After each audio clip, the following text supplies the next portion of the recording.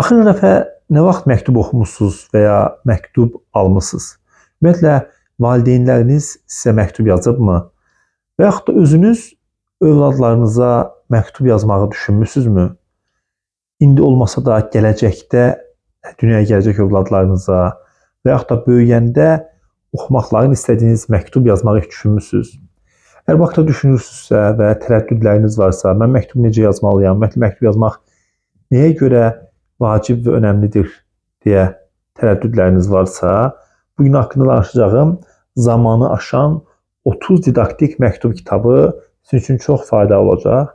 Bu kitabda müxtəlif tanınmış şəxslərin, alimlərin, filosofların, yazıçıların, siyasətçilərin öz doğmalarına, adətən övladlarına və yaxud da qardaşına, ailə üzvünə, yaxın dostuna yazdığı məktublar yer alır. Təbii ki, bunlar həm də ictimai məktublardır. Yəni bunu təkcə öz övladına yox, öz övladının timsalında cəmiyyətə olan məktublardır. Məsəl üçün, burada Umberto Eco'nun nəvəsinə yazdığı məktub var. David Ogilvy'nin oğluna yazdığı məktub var. Thomas Jefferson'ın qızına yazdığı məktub. Lev Tolstoy'un oğluna yazdığı məktub. John Steinbeck'in oğluna yazdığı məktub. Charlie Chaplin'in qızına yazdığı məktub. Və bunun kimi bir çox məşhurların məktubları ilə burada tanış ola biləcəksiniz. Kitabın digər üstün cəhəti ondan ibarətdir ki, kitabda 30 fərqli məktub var. Kitab ümumilikdə təxminən daha dəqiq desək 173 səhifədir.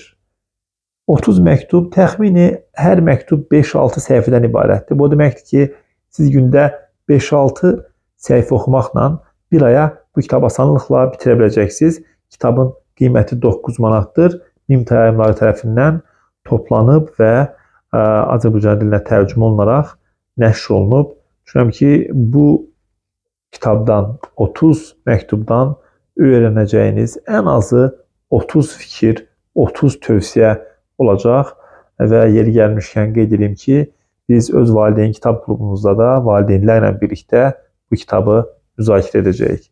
Hələlik növbəti kitablarda, növbəti videolarda görüşmək ümidi ilə.